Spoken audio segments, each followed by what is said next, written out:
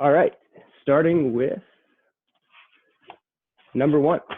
So number one, we have z plus 3 over 6 equals z plus 4 over 4. So again, just like what we did on the do now, we're going to cross multiply.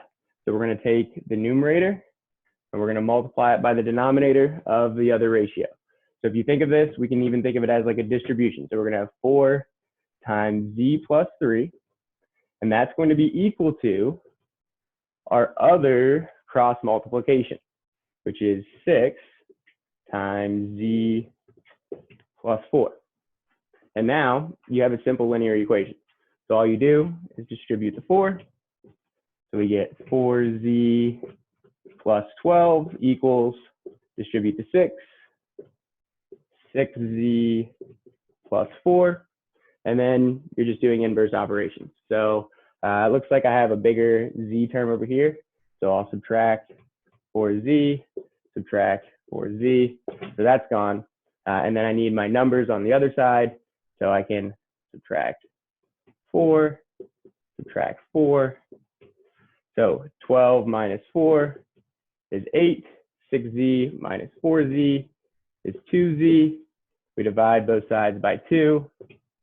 And z is equal to 4. All right. So z plus 3, multiply it. And we have to subtract. Relatively easy. Good with that? Questions? Let's see. Oh, whoops. I was wondering why my answer didn't match up with my, yikes. All right, yeah. So this is a mistake here. Yikes. This is 24. Ooh, good catch. Good catch. I was just really testing you. I was making sure that everyone was awake. You know, it's 10 o'clock. So I was just testing you guys. All right. So we can still subtract 4z. Still subtract 4z. We're going to have to subtract 24. Oh, yeah, that's where it gets negative.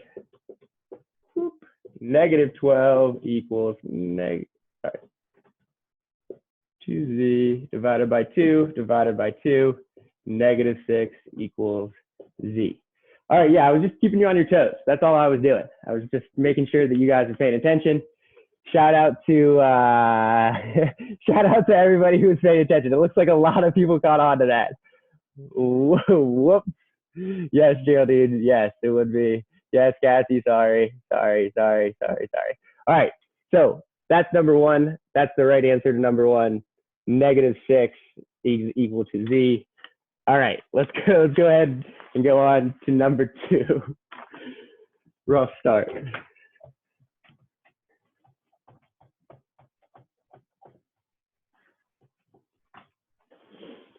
All right, number 2, we've got y plus 2 over y minus 4, and that's equal to y over y minus 9. Ooh, this one's a little bit more tricky, a little spicier here.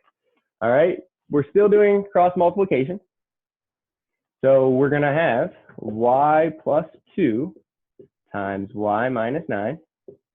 And that's equal to the other cross multiplication. So we have y times y minus 4.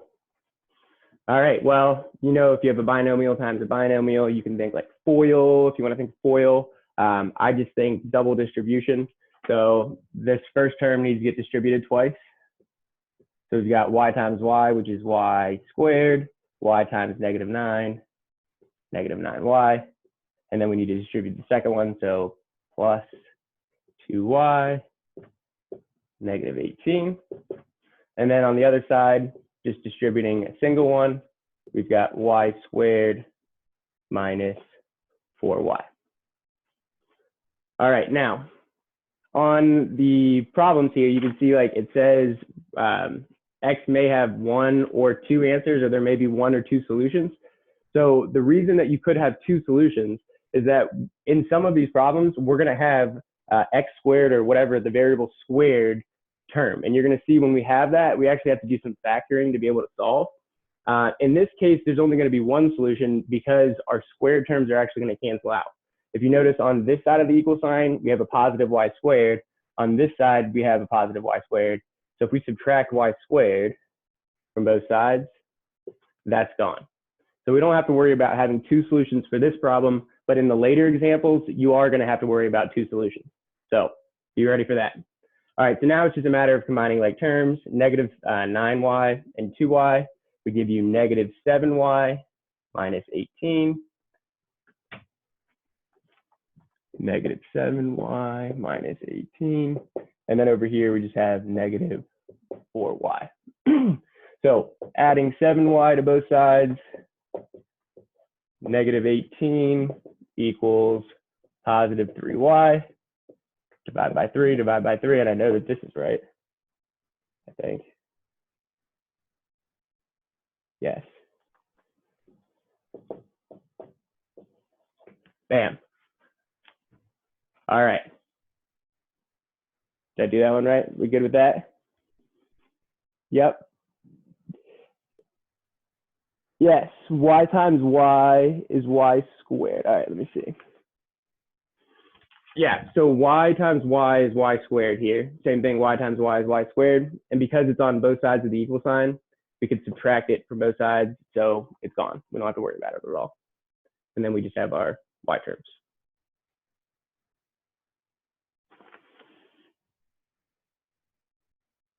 Cool. All right. Let's go on to the next one.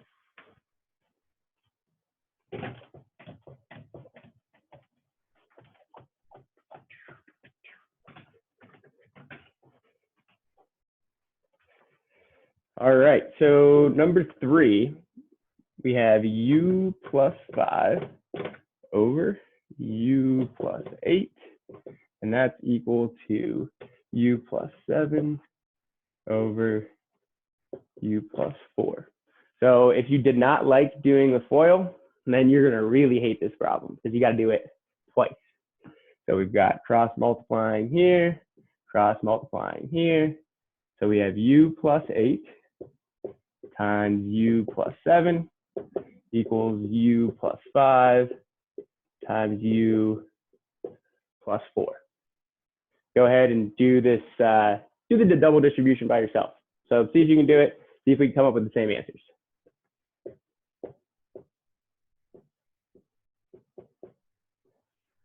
Because by this point, you guys know you need to check me.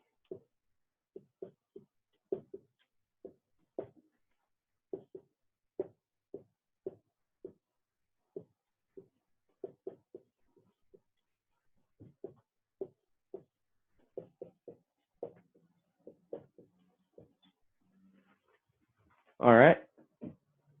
So u squared plus 7u plus 8u plus 56 equals u squared plus 4u plus 5u plus 20. So again, we're only going to have one solution for this one because these u squared terms are going to cancel out. So we don't have to worry about those anymore. 7u plus 8u would be 15u plus 56 equals 4u plus 5u is 9u plus 20. And then solving, subtract 9u, subtract 9u, subtract 56, subtract 56.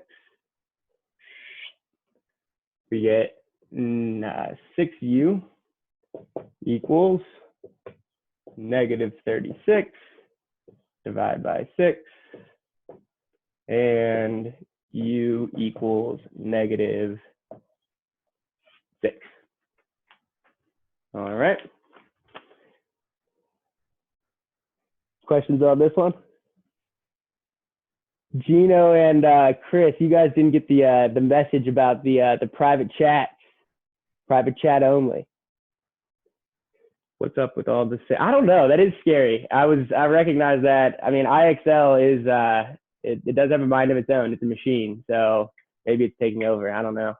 I just took them from IXL. I didn't do all that 6s, I promise. Okay, so let's get to one of these where we get two solutions. How about that, eh? we got to do a little bit of factoring. That sounds like fun, especially for me as a math teacher. Enjoy this. So let's go ahead. Yes, number 4, we will get 2 solutions. All right. So we got 1 over z minus 8 is equal to negative z over 3z minus 36. So just like we've done in all of the previous problems, we're going to start by cross multiplying. So negative z times z minus 8 is going to be equal to, this is easy, 1 times 3z minus 36. So negative z times z would be negative z squared. Negative z times negative 8 would be plus 8z. That's going to be equal to, well, 1 times anything is itself, so 3z minus 36. All right, now notice we don't have a z squared or a negative z squared on both sides that can cancel out. So if we want to solve this problem, we're actually going to have to factor. We're going to have to use the zero product property, and then we can get the 2 solutions. So let's go ahead and do that. In order to factor, everything needs to be on one side, so it needs to be set equal to 0. So let's add z squared, and there's nothing we can add it to. So the z squared is going to be by itself, and then subtract 8z, so that on this side we have 0. We'll subtract 8z here, and then we'll be left with, so I'm going to write this in descending order. Start with the z squared, and then 3z minus 8z, that gives me negative 5z, and then minus 36. All right, so if we're looking at this, this is not easy to solve by itself. I mean, you can't. I mean, you just have to guess and check numbers, and there'd be 2 of them, but that would take way too long. So we know how to factor these things. We know that we're looking for the factors of negative 36 that add to be negative 5. If you know 9 times 4 is 36, that would help you out with this, because we can factor this into z minus 9 times z plus 4. Okay, now I can check and make sure that I did this factoring correctly by just multiplying it back out. So if I did z times z, that's z squared. Z times 4 would be 4z. Negative 9 times z, negative 9z, negative 9 times 4, negative 36. So z squared minus 5z minus 36, we did this factoring correct. So when we factor, all we're doing is rewriting an expression in a different form. That's all we're doing. And the reason that we're doing that is now it's really easy. We don't have to guess. It's really easy to see what are the numbers that are going to make this true. Well, one of the numbers would be positive 9, because positive 9 minus 9 would be 0. So one of my solutions is positive 9. And then the other one, well, if I did, so that would be 0 times z plus 4. If I plugged in negative 4 for z, negative 4 plus 4 would be 0. 0 times anything is 0. So that's my other solution. So again, for this problem, I had 2 solutions. How did I know that I was going to have 2 solutions? Well, I had a squared term that didn't cancel out when I was trying to solve. So the only way that you can get to the 2 solutions is by moving everything to one side, factoring it, and then you can figure out what those solutions are. So see, it all comes full circle. All right.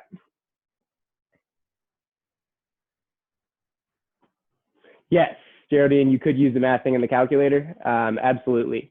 And I will send you, if you Google polynomial root finder, you'll find the same thing online, but I'll send you a link to that so you can do that yourself. But yeah, so if you had this right here, z squared minus 5z minus 36, you could put that into the polynomial root finder in your calculator, and it would give you these solutions.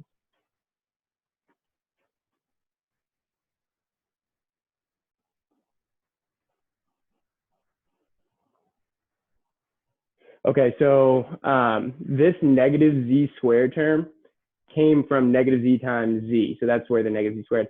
Now, the reason that I moved it to the other side is that we need to have the whole expression equal to 0.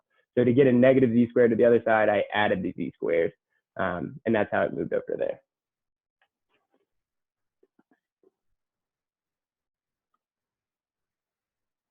All right. Any more questions with that one? Cool. All right, let's move on to number 5, where we will also have 2 solutions. So number 5, you're going to have 2 solutions as well. We can get some good practice there.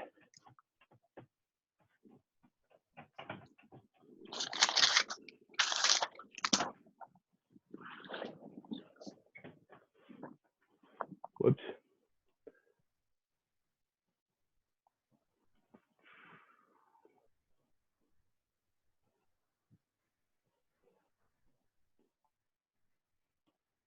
All right. Okay, number 5. We've got 2j plus 2 over 4 equals 2 over 2j. All right, so there's a lot of 2's in here. We could cancel out some of these 2's like to start. So if you wanted to do that, you could. You know what? We don't need to. It'll be fine. We don't need to cancel out the 2's. It won't be that hard to cancel or without canceling them out. If you wanted to, you could have 1 over j equals j plus 1 over 2, but we won't go there. Start with cross multiplying. So we have 2j times 2j plus 2, and that's equal to 4 times 2. Okay, well, you have to distribute on this side. So this would be 4j squared plus 4j equals 8. Remember, if we have an x squared or a variable squared term, we're going to have 2 solutions. So if we're going to have 2 solutions, the only way that we can do this is by setting everything equal to 0. So we'll subtract 8, subtract 8. So that will leave us with 4j squared plus 4j minus 8. And that's all equal to 0. Okay. Now, if you're looking at this and you're like, uh-oh, there's a leading coefficient of 4, that would make it kind of hard to do the factoring that we did before. But like I was saying, there's lots of 2's in here and we could factor them out. Well, we can go ahead and factor them out now and make this problem a lot easier to solve. So the GCF obviously is 4. We factor that out. So we have 4 times j squared plus j minus 2. That's equal to 0. And now we just need to factor this. So j squared plus j minus 2. Well, it's got to, you have to find numbers that multiply to give you -2, add to give you +1. So we're going to have j plus 2 times j minus 1 is equal to 0. And now, again, this is a lot easier to figure out what the solutions are when you have it in this factored form. There's no guessing and checking. You plug in -2. So we know that j could be equal to -2. That would make this 0. 0 times anything is 0. And 0 times 4 is 0 as well. Because remember, this is all multiplication. So j equals -2 is one of our solutions. And then if you look at this other factor, this j is equal to +1. That would be the other factor here, because +1 minus 1 is 0.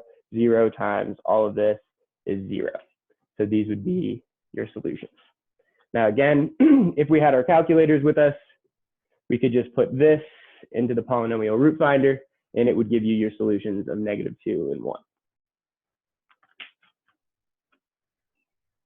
Yep, we just leave the 4 hang on the outside. The reason that we cancel, or that the 4 doesn't matter, is because it's being multiplied, right?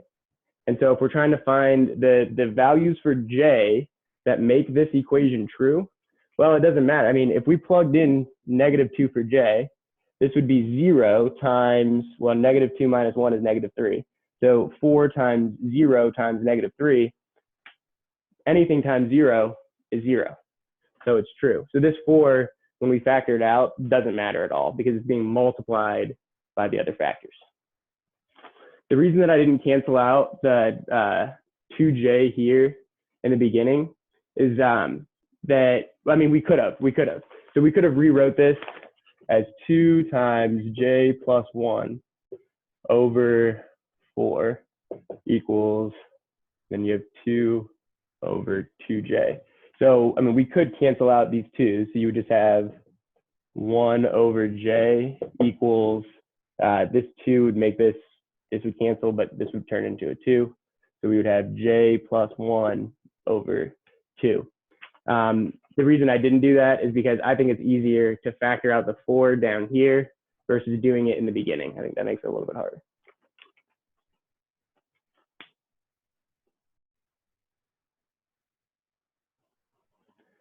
So this 4 by itself does not equal 0. We're not saying that it equals 0. All we're doing is we're factoring this out. So remember, you're saying like whenever you factor, you have to set each of the factors equal to 0 if there's a variable. So if this was 4j, well then j would be equal to 0. That would be one of ours if we had a j here, but we don't. So this 4 on the outside doesn't have any impact on our final solutions. But you do need to factor it out before you can get to the final answer. And I mean, again, if you plugged in our solutions, -2 and 1, into this equation right here, it would equal 0. I mean, this is the same thing as this down here. We just rewrote it. Cool. All right.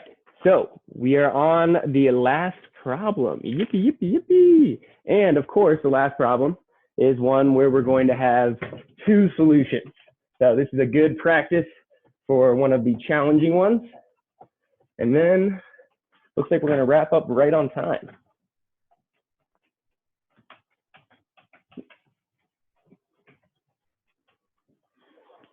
All right. So last problem. We've got 5p over 10p, and that is equal to 1 over p plus 6. All right, well, let's do this one a little bit differently. Let's go ahead and factor this, so cancel these things out where we can in the beginning, and maybe that'll make this a little bit easier. Okay, so 5p over 10p. Well, the p's are going to cancel for sure. And then 5 over 10 can become just 1 over 2. So we can write that as 1 over 2 is equal to 1 over p plus 6. Okay, well, this is pretty easy from here. All we have to do is cross multiply. So when we cross multiply here, we're going to get p plus 6 times 1